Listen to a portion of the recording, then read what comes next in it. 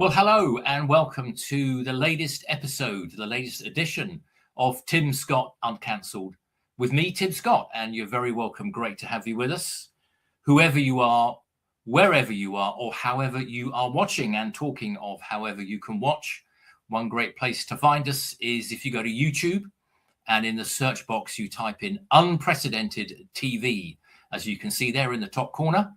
And that's where you can find Tim Scott Uncancelled and some of the other great shows that we have here on Unprecedented TV. And if you can give us a cheeky follow or a subscribe, that would be so much the better. So, yeah, thanks for joining and good to have you with us and have your company. So the program goes on, and the format, as ever, is you get a few comments from me first, and then we have a guest, and I'm really excited about our guest. Actually, we have great guests, but today we have all the way from Sydney, Australia. He'll be joining us in a few minutes' time. Jammal, political commentator and head of Turning Point Australia. He's got up suitably early in the morning to come on Tim Scott Uncancelled. So we're really looking forward to hearing from him. Okay, so a few comments from me first about what's going on here. What a week it's been with Peter Mandelson. Peter Mandelson scandal. Is this really going to be the end of Keir Starmer? I think it may well be. We want to also hear about Australia's Labour Prime Minister Albanese as well from Joel. And something that's really come to the fore this week is the prospects of pubs. What's happening with pubs? Pubs are really important, and they're a sort of an almost uniquely British kind of thing, pubs. And here's a Wetherspoons. That's a big chain that we have here. More about them in a second. Pubs are really important. You know, they're much more than just places where you can get a pint of beer. They're social centers, they're employment centers, and they give a lot of people their first job, those entry level jobs that set people on a lifetime of purpose and useful work. So Wetherspoons is a really interesting example of a chain of pubs, and in fact we've got a Wetherspoons near us here in southeast England, and I was there this morning having their all-day breakfast with as many cups of tea and coffee as you like. And I was reflecting on that. And yeah, it was pretty much like that. That's not the actual breakfast, but it was pretty much like that. And it's a very successful chain of pubs. And the boss is a guy called Tim Martin. Tim Martin's a very interesting character. He was a early supporter of Brexit. And there he is, Tim Martin, in one of his very convivial establishments. And there was a very interesting article on him, or an interview with him, in the Sunday Times recently, saying that because of the lockdowns and the damage that the lockdowns did, I want to ask Joel similarly, how much damage did the lockdowns do in Australia? They've had to cut back from 900 establishments to about 750. But he reckons that each pub generates about £1 million a year in tax revenue. That's employers' NI, national insurance, VAT, business rates, beer duty, all that sort of good stuff. So pubs are really, really important social centres. And he is also one of Britain's top taxpayers. In the same article in the Sunday Times, as well as having the Sunday Times Rich List, which comes out in about May, which is really interesting. They also come out here with our top 100 taxpayers. And you can see Tim Martin there, Sir Tim Martin, sorry, selling him short. He was Britain's 8th largest taxpayer. You can see there his chain, JD Wetherspoons. And he paid, you can see on the right there, he paid 200 million in tax. And you've also got our top taxpayers paying 400 million in tax. Who says the rich don't pay their tax? And there's also loads of singers and footballers paying a lot of tax, and J.K. Rowling paying 50 million a year. So don't let anybody tell you that the rich don't pay their tax. Okay, so that's the importance of pubs and the importance of tax revenue from pubs and the importance of our top taxpayers. But enough from me, because we want to meet our guest, Joel Jammal from Australia, coming up, and he's got up very early this morning. Joel, good morning where you are, and welcome to Tim Scott Uncancelled. Good evening, Tim. I really appreciate you staying up late for me. Thank you so much. It's an awkward time zone. You've got up early. So what time is it in Sydney? Oh, look, at the moment it's 8:15 a.m., but I'm usually up at 4:30 a.m. anyway, so Oh, I my goodness, don't mind. 4:30. Wow, that's impressive. Good stuff. Well, Joel, it's great to have you with us. Now, we first met at CPAC, Conservative Political Action Center in Washington, D.C., didn't we? And actually, by coincidence, or maybe a higher purpose, we ended up sitting next to each other at the dinner, I seem to remember. That's right. Washington, D.C., early last year. It was a lot of fun to meet so many different people. And obviously, having the Five Eyes countries members rock up there to actually share our experiences and what we perhaps the challenges that we face in our respective countries. It's always a pleasure. Absolutely. So just tell us a little bit about what you do, Joel, and where can people find you? Yeah, absolutely. So I'm the head of Turning Point Australia. I'm also the head of the Light Australia newspaper. And I also have the ARC podcast here as well. So every year we reach about 220 million views online. We just recently crossed the 1 billion view mark in October last year. We've been around for about 4 or 5 years. And what I'm basically do for the Australian people ever since the COVID lockdowns is I teach people who's punching them, why they're punching them, and how they can punch back politically. One of the big issues I often find, Tim, and we've often talked about is, there's a great line in the Bible, my people suffer because of their lack of knowledge. I'm finding that a lot of people are realizing that they weren't taught proper civics classes in school. They don't know how to breathe their values into politics. And look, as an unashamed Christian and conservative, I'm the sort of guy that I'm not afraid to actually share my values. I'm not afraid to speak those values. And I think we need more of that. And also showing people how to breathe that into politics so that they can get representatives that represent them. Very interesting, Joel. Where there is no vision, the people perish. I think those are things that we're both familiar with. Okay, good stuff. So I think, Joel, you've recently had Australia Day, haven't you? That's right. Yeah. How's Australia Day been going? Yeah, it was a huge success this year. You know, it was one of the most recent Australia Days that I've actually remember being a significant one for the last 5 years. We had enormous protests in the street. We had festivals. We had people draping themselves in the Australian flag. People were putting Australian flags all over bridges, a bit like in the UK, how you guys had the basically hoist the colours movement. We've been having that in Australia as well, and it's been a big 4-month lead up to January 26th. But we have actually deemed January Australia Month. So we wanted to have a whole month to celebrate Australia and everything that we're proud of as a country.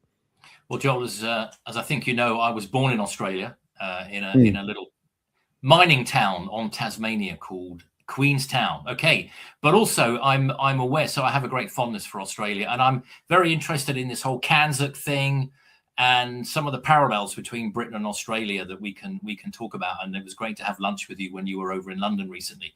But also, Joel, not everybody appreciates Australia Day, do they? No, we have these Invasion Day protests, which I'm a bit perplexed by because we're in the middle of an invasion with mass immigration in Australia. They don't protest against that, but they protest against the Invasion Day. You know, Australia's Aboriginal, the sovereignty was never ceded.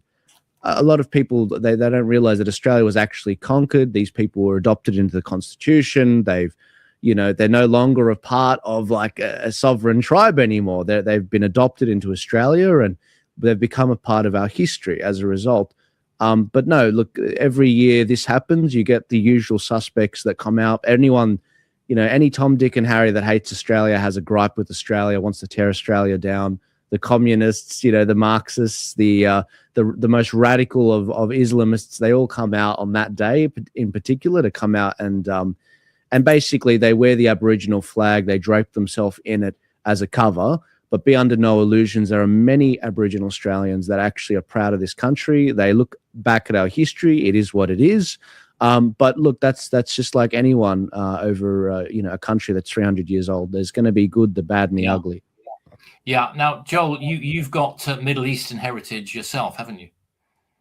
That's right. Yeah, I come from a long line of Middle Eastern Christians. On my mum's side, she was a Lebanese Maronite Catholic, and my dad was a Syrian Orthodox Christian. And my grandfather came to Australia in the late 60s, and we've never looked back since. Yeah, good stuff. So you've really embraced what Australia has to offer.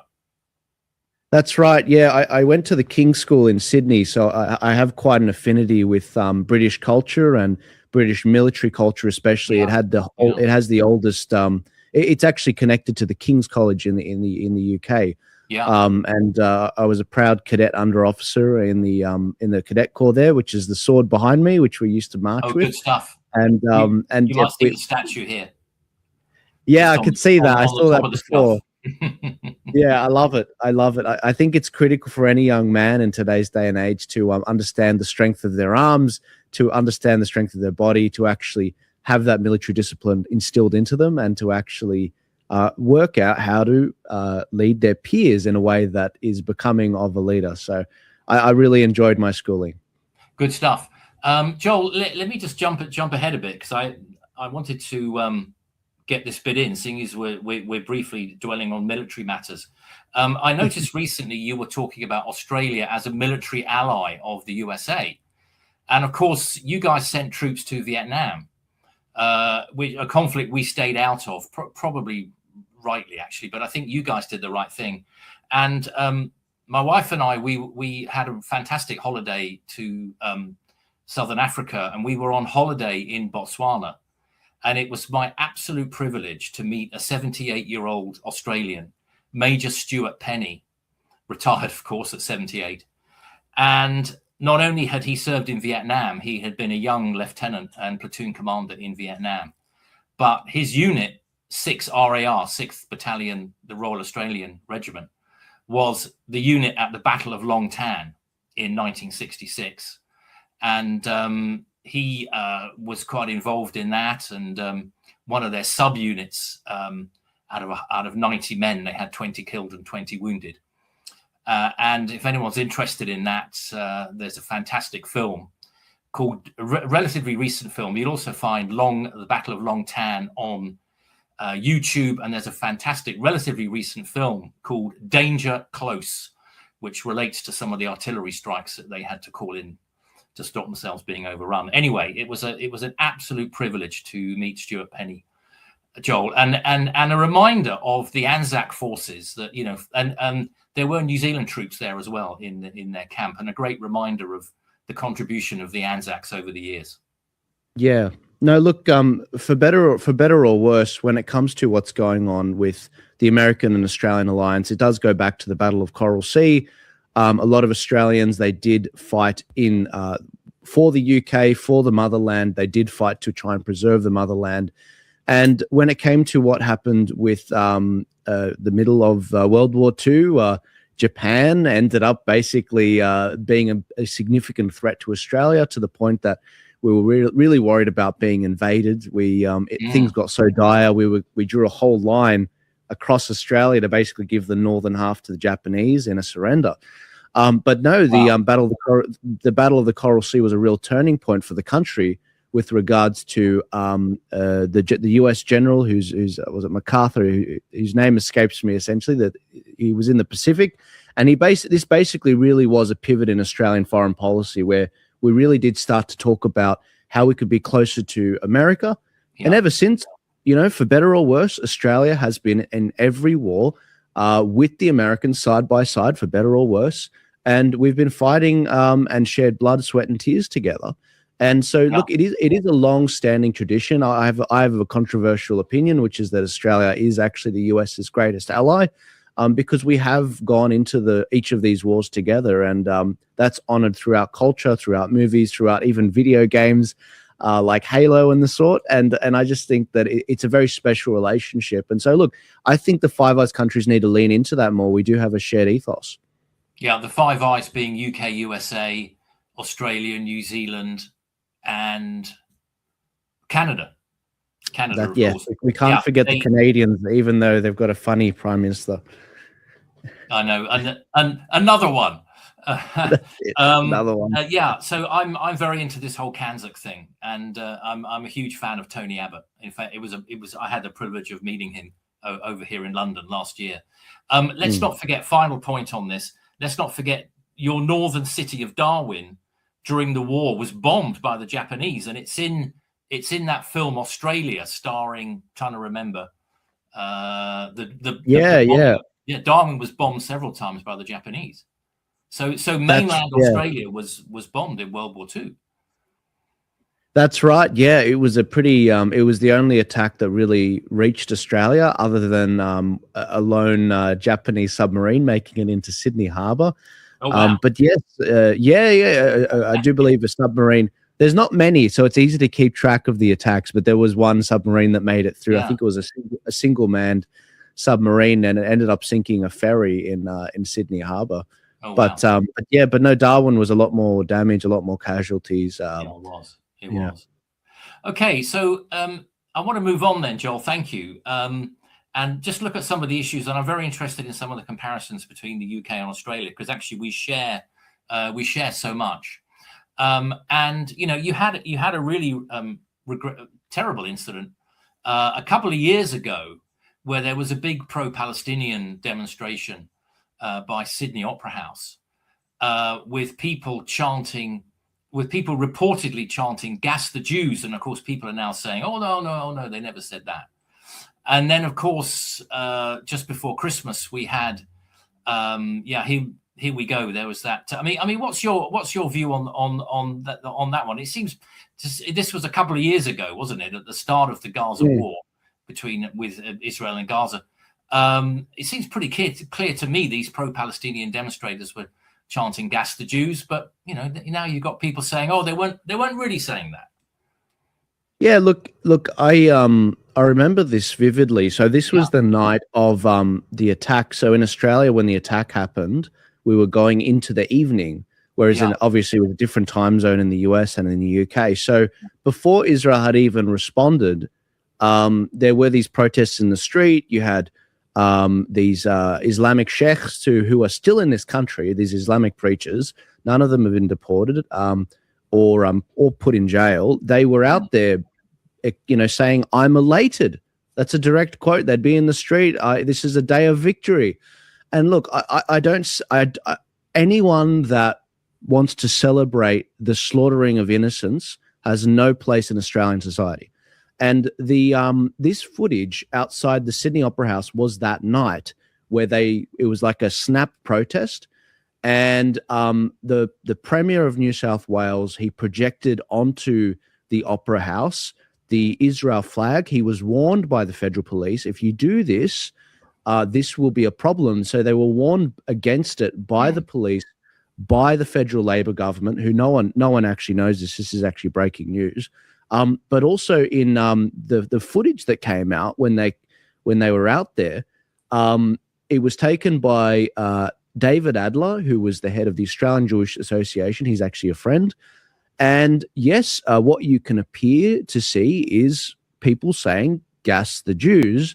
However, when I've asked people that were at that protest, there are a number of, believe it or not, government employees that were at that protest, but there were also other people in the Muslim community that I spoke to. One girl I spoke to that knew people there was Syrian girl.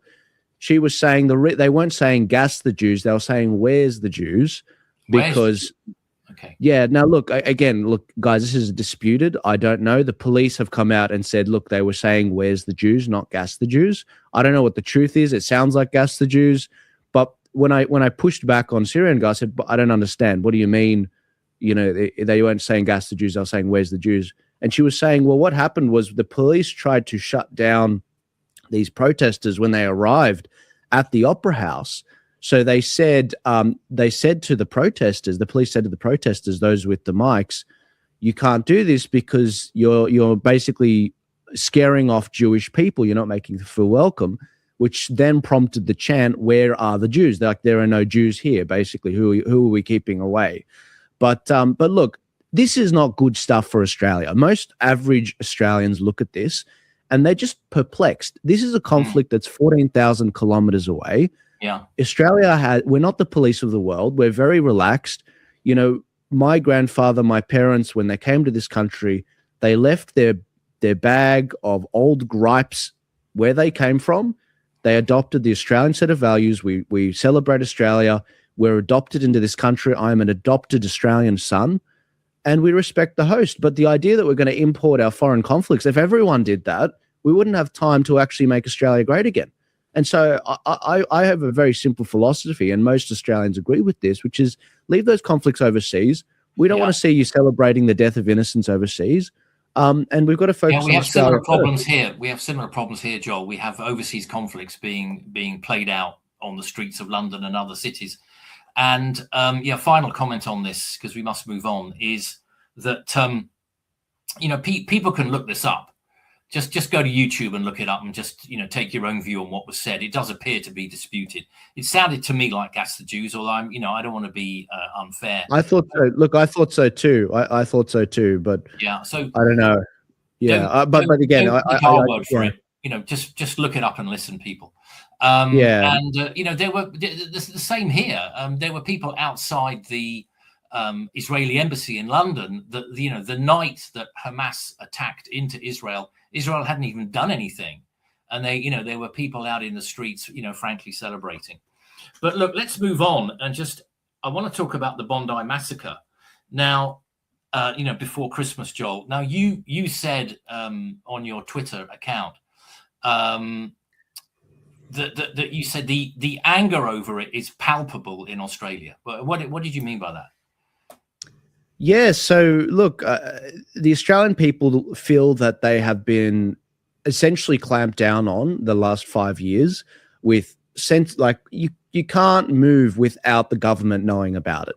They have all your data. They have existing legislation. You can't get a gun. We have very good gun laws in this country already. We've had them for 30 years unchanged.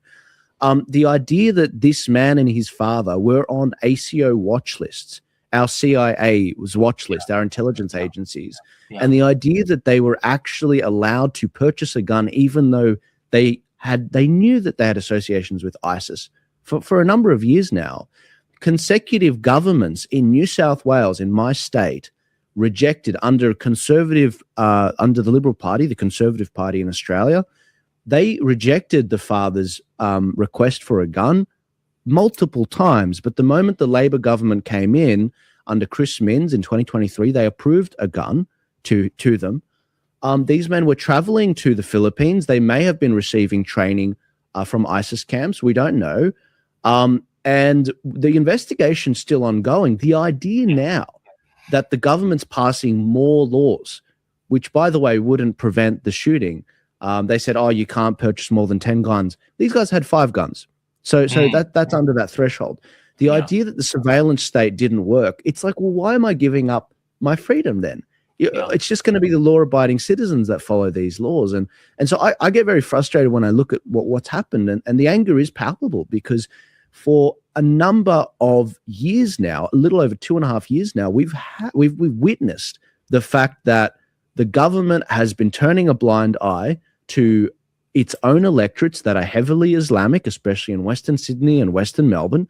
And there are radical Islamists in these countries, in these electorates, that are basically pushing the discussion in a way that is making things worse in this country. Now, look, this isn't an anti-Muslim thing. You just can't celebrate, you can't talk about in your sermons, and legitimize political acts of violence. You just can't do it. That is terrorism. You should be deported. And if you're an Australian citizen, you should be locked up. You're not allowed to do that because that is not the Australian way of life. That's not normal. And look, we threaten the stability of our society if we don't clamp down on this. And so the idea that the government didn't use the existing laws in the books, that is why the anger is palpable. That is why Anthony Albanese has been heckled every time he goes to one of these vigils.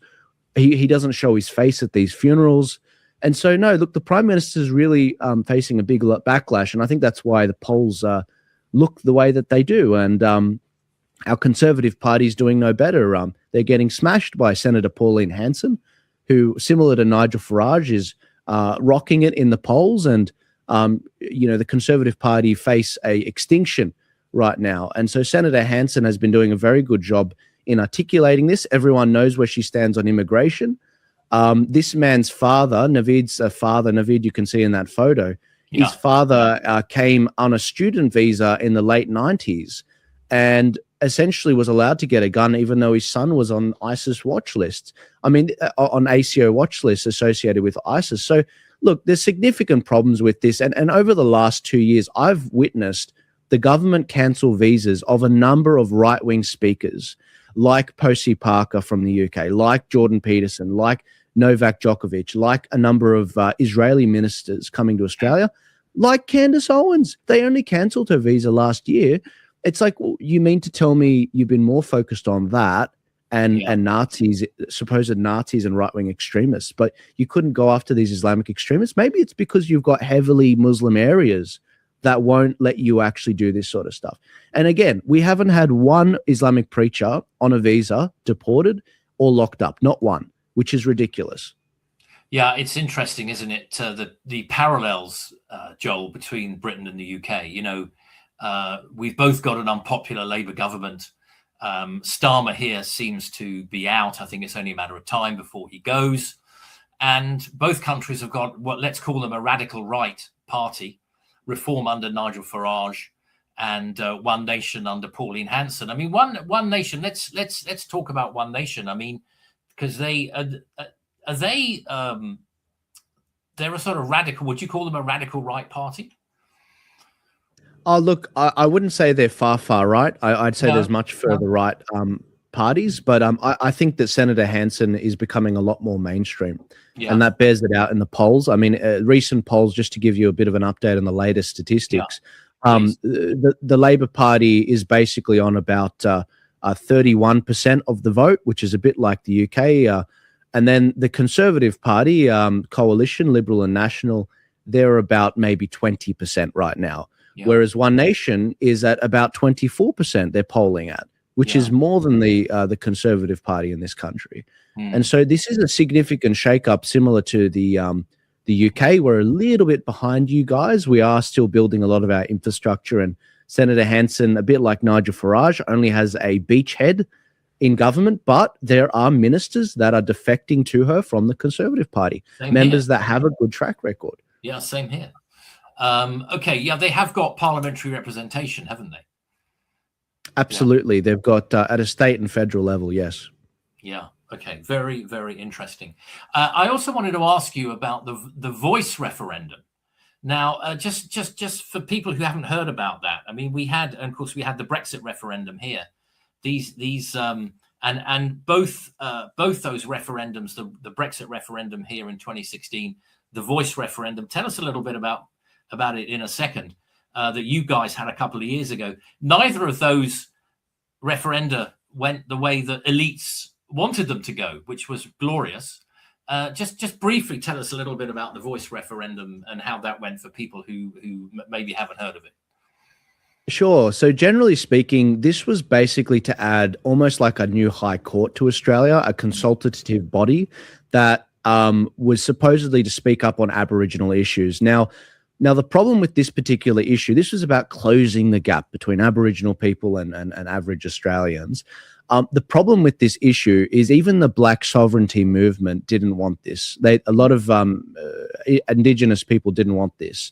And the reason for that is, and a lot of Australians rejected this, 60 to 70% of them rejected this, because there was no detail. We didn't know who was going to make up this particular body.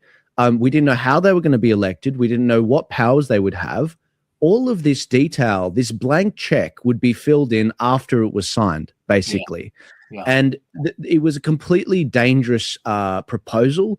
I'm glad that the no vote ended up triumphing. It was 100% a populist moment for Australia, very similar to the UK. And because we have mandatory voting, it was a larger margin than what you guys had in the UK. You guys had about 51.5% voted against, basically, you voted to leave the European Union. Whereas in Australia, it was 60 to 70% of our country voted to actually reject the voice to the parliament.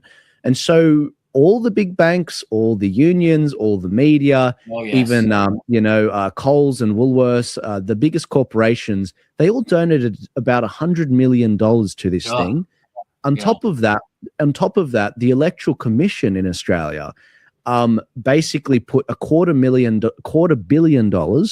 towards education campaigns and running this referendum as well, which was definitely lopsided in educating the public. It was a completely substandard. Whereas the no side to this proposal, as the underdogs, it was a truly David versus Goliath situation. We had about $20 million in total. And so it was an enormous triumph. It was a victory for the little people, as Nigel Farage would say, and he donned it as Australia's Brexit moment. And it was just a very great breath of fresh air, because in the past we've had the same-sex marriage proposals and votes and whatever, and we've lost those because of the manner in which those were conducted and framed. It was just great to see that the entire nation, every state, rejected this proposal, and the Northern Territory rejected this proposal, which is where a lot of Aboriginal people live. I'll bet you Canberra voted for it. They did. They were the only place to vote for it, the Australian Capital Territory. Everyone who's on the government payroll, of course. Well, I'll tell you what, Tim, just so you know, anywhere from $8 billion to $40 billion every year, which is almost the size of our defense budget, goes towards trying to close this gap between Aboriginal Australians and average Australians. Where does that money go? One of the reasons why so many Aboriginal people voted against this proposal is the fact that they actually didn't like that they were ceding their sovereignty, because you need to understand, there's 300 different tribes. They didn't want one voice. They liked having their own voice, like a democracy. And the other thing is they're just asking the question, where is the $40 billion going? It's going to consultants. It's going to planners. It's going to lawyers in Canberra. It's not going to people that actually need it in rural Australia, in these communities. And so there's been an enormous call for accountability and audit of this money, rather than giving the government more power. Yeah, good stuff.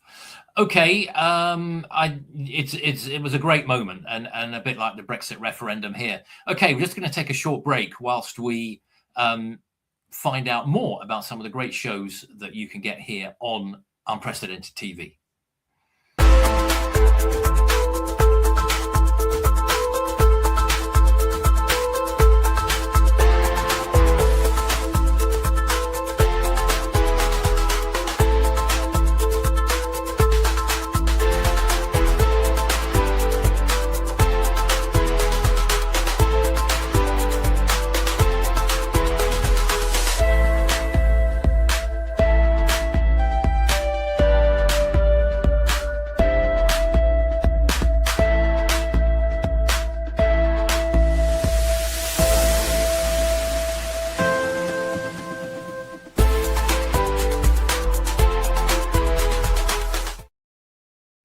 Okay, thank you. That's Dire Consequences with Claire Dyer here on Unprecedented TV.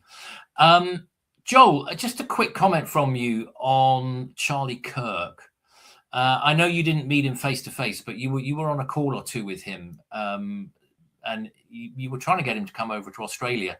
Do you just want to give us a quick comment on Charlie and his murder?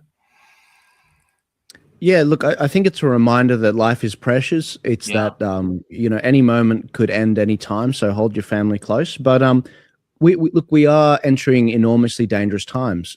When it comes to Charlie and his work, it was phenomenal. It was the fact that he could engage in respectful debate. You could genuinely say when he chatted with someone, he wanted the best for them and hold their hand to win the debate fair and square. And so I really did. He was a true lover of the battle of ideas, and he's sorely missed. We were really very much hoping to bring him out to Australia. And look, we're focused on making sure that we can continue his legacy in Australia, because he was a true believer in the Turning Point brand being an international brand that actually helped people breathe their values into politics. And so, look, Charlie's very much missed. In particular, this week, I've been missing him a lot. Yeah. Especially with the Epstein files coming out. He was very outspoken on government accountability. He was very outspoken on the fact that Epstein was working for intelligence agencies. He was working for Mossad, despite the fact the media has been trying to say that, he was a Russian asset or this or that. This was a bad guy, and Charlie, showing his character, demonstrated that, look, Epstein was not a good guy. And anyone that's out there, whether you're a Zionist or you're a non-Zionist, you need to call this man out, because he had fingers in every government, and he was someone that was a wheeler and dealer in blackmail material, and he needs to be condemned. Yeah, he was certainly a very powerful, very influential guy. He knew all sorts of people, and I'm sure he had all sorts of compromising material on people. There he is with President Trump. Okay, so just a few minutes left, and with Joel Jammal from Turning Point Australia, coming to us from Sydney. Okay, so Joel, Australia's still a monarchy, isn't it? And that's right. Charles III is head of state. And I gather you've had a new coin come out in Australia with the Queen on it. And when I say Queen, I do, of course, mean Elizabeth, not Camilla. There'll only be one Queen in my book, and that's the wonderful Elizabeth II. I mean, that coin, just looking at her, oh dear. I mean, she looks like Mrs. Doubtfire. I mean, what have they done to her? Look, don't get me started. I don't know what they're trying to do. They could have made it look a bit more graceful. She reached her diamond jubilee, I do believe, or later, and I think that she lived an enormously fruitful life. I don't know why they're celebrating her in this manner. Yeah, fair. Okay, fair enough. Probably the less said about that coin, the better, really. But indeed, you guys did have a referendum, didn't you, on becoming a republic? But wasn't there something in the small print that the new head of state would only be chosen by the parliament and not it wouldn't be voted for by the public? Look, our last referendum before The Voice was on whether we should become a republic. There you go, Mrs. Doubtfire. Yes. No, look, most people love the Queen in Australia. Yeah. They loved her when she was around. There was a real endearment for her. Yeah, I think so. But what do you think? I mean, Charles over the years has visited Australia quite a bit. Has he been since he was king? Look, Charles is probably loved a little less, to be honest. I'm not sure why, but I just think the Queen had a lot longer to grow on us, and I think she was very graceful. She performed the duties of the office very of the crown very respectfully, and she would never step out of line and talk about really anything. Do you like Nigel Farage? She won't really say anything. Do you agree with the climate proposal? No, she doesn't agree with, she doesn't say anything. Whereas, Charles, he's a lot more political. We know he agrees with the, climate change and net zero and a lot of these World Economic Forum agendas. And unfortunately, I think that turns a lot of people off. But look, I believe Australia is going in the direction of becoming a republic, but the only thing that stops it is the detail. The problem is anyone that puts the proposal up probably has the most to gain. And so that's kind of why in the Voice proposal, they put so little detail, because when they tried to put detail in the 30 years ago in the referendum for a republic, they couldn't agree on, basically what model that would work. And the model that was put forward was a bunk one. And so, look, for now, if it ain't broke, don't fix it is the philosophy of Australians. The real problem is, though, I do think we're going to have to sort this out at some point. As much as I am a monarchist, I do think at some point this is going to have to be sorted out, because all it takes is for Prince Charles to say every country under his tutelage basically has to adopt net zero policies. Overnight, you won't find a monarchist in Australia. Very interesting. And I think just thinking about your Prime Minister Albanese, is it? How do you pronounce? Is it Albanese or Albanese? This is what. Albanese. It's Italian. Albanese, yeah. Now we know he had previous form as a pro-Palestinian activist, but is he a Republican as well? Do you think is Labour more likely to push Australia towards becoming a republic? 100%, 100%.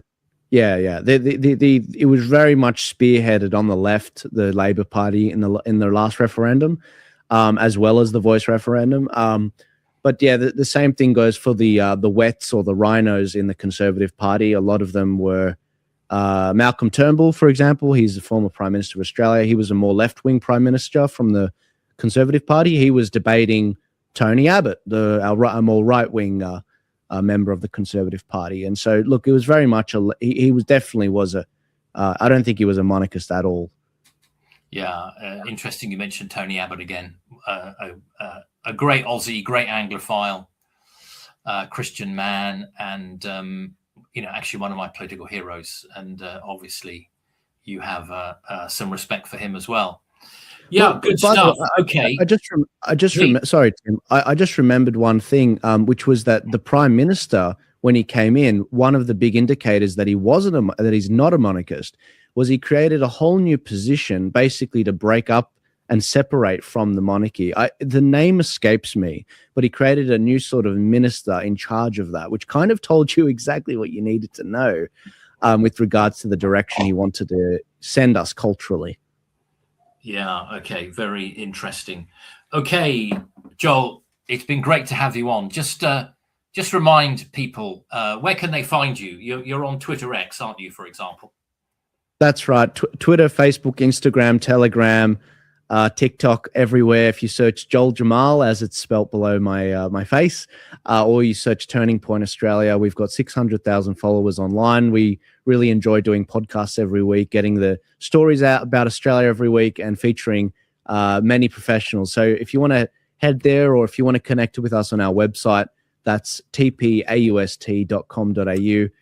We really appreciate you guys tuning in and really supporting us. And I'm looking forward to seeing you again in person, hopefully soon, Tim. I may be making a trip to the UK again very soon. That'd be great. I am going to come to Australia. I may come for CPAC Australia and give Andrew Cooper my regards. He's the organizer, isn't he? The sort of. That's right. Andrew and I, we're heading to CPAC in Texas in March, actually, late March. There's a big Aussie contingent going this year. Last year it was more 25 people. Yeah, this year it's going to be 50 people going. So there's a lot of young people. They've doubled or quadrupled the amount of young people going that they're sponsoring. And CPAC in Australia, we're very close with us at Turning Point. We're very close with CPAC. They sent me over last time, and it was a lot of fun. And that's kind of the reason why I did another 5 trips last year to the USA. I really enjoyed it. Americans just on the same page with liberty. Fantastic.